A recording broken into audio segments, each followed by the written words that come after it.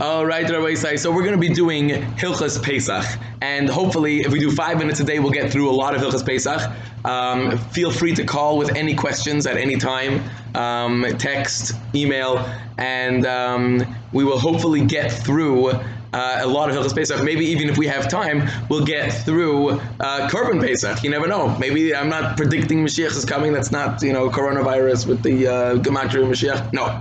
But what I will do is we'll go through Hilchos Pesach, and again, that should be a Zuchus. So, number one, Hilchos Pesach, you only have chametz on one of the 5 grains: wheat, barley, oats, spelt, and rye. And the reason is a scientific reason, because only those 5 grains react to water by emitting some sort of carbon dioxide and fermenting and blowing up. Those are the only grains. That's the only way. Only those grains react that way. Corn and millet and rice and all these other things, they don't react that way. Of course, there's different minhagim with corn and rice, and we'll talk about kidneys one day. But that's number one. Number one to know is that the main isur is on chametz. Chametz is one of the most chumratik isurim we have, and Pesach is one of the most holy holidays that we have. So we'll talk all about that. Now, it's possible to have chametz even in non-foods. So if you see on your paper towels, on the Bounty paper towel, whatever, OUP, it's not a joke. There's a 5%, wheat in there on the leavening, and it could be that they use leavened wheat. And wallpaper sometimes has chametz in it. It could be you can't store wallpaper in your house. But of course, if you already have wallpaper on the wall, that's already beyond the chili. You don't have to worry about that. There definitely is a lot of non-food products. A person has to be very careful if they have a pet to go ahead and check to make sure. You can go and look on the CRC website to find out exactly which pet foods are free of chametz, although checking the back of the package is also pretty simple. And if you notice any wheat in there, of course it's totally prohibited, not only to own it and not only to use it, and even to feed it to your dog is also. You're not allowed to get hana, and not only that, you can't even own it. That's why we're going to be selling our chametz. Things like Play-Doh, different toys like that, you can have a problem with. That's why we're definitely, and perfumes. Everybody's used to selling their perfumes and everything like that. All these things, even though they're not food, they could still have chametz in them. It could be it's a lesser degree of chametz, but it's not necessarily so.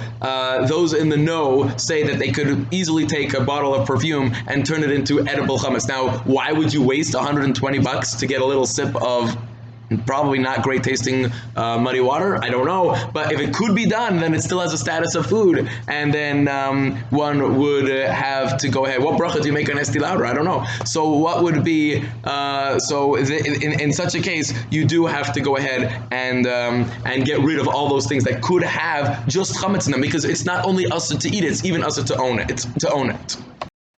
Halacha of owning it has many, many different facets. You could have an isser to own it that could include insuring it. If a person's in the insurance business, this is a big shaila. If a person is in the storage business, if you in-store somebody else's chametz, and that's a problem. Now, what happens if you give a guy a ride? Let's say your coworker or something like that, and he's munching on a sandwich? That's okay, because albeit it's in your car, but A, it's not owned by you. The actual chametz is not owned by you.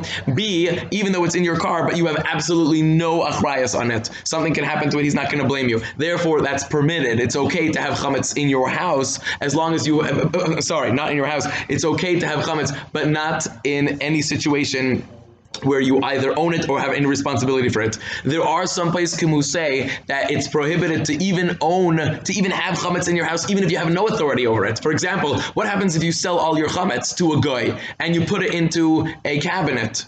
Now it's chametz that is not yours anymore, but it's still in your house. So there are certain places who say that's a problem also. That's why when you sell your chametz, at least to me, we sell that cabinet also. We give a schirus of that cabinet as well. We don't sell it, we give a schirus of the cabinet as well. With regards to stocks, if you own less than 20% of a stock, Rabbi Moshe Paskin said you don't have to worry about it. Not all people are masking to that. Therefore, on the bill, we usually sell stocks as well, and that's something that we take care of as well. And another thing to think about is chametz in your office, chametz in your school. If you're still in college or whatever, it's chametz in your school, chametz in your locker, chametz in your office desk. If you have a car, all these things are still owned by you, and it's not okay to have a chocolate bar in your trunk. It's not okay to have it in your desk at school or in your desk at home, in your desk at the office. So all these places have to be checked. Mitzvah tomorrow we'll discuss how to get rid of your chametz, bittul and beer, in order, because chametz is so, the mitzvah of Korban Pesach itself has like 11 mitzvahs. Pesach itself has like 8 mitzvahs, and then one of the mitzvahs is there's a special mitzvah to get rid of your chametz. It's called tashbisu. We perform tashbisu, getting rid of your chametz, through checking. We check, we sell your chametz, we do bittul, we do beer. There's a whole host and slew of things to do, and we kasher the kitchen and everything. So Mitzvah will start talking tomorrow about one of the ways to do beer, overall tashbisu on chametz. All right, have a great one. Remember to steig, remember to be happy, remember to steig, remember to daven, and keep doing mitzvahs and learning Torah. Davening, steig away.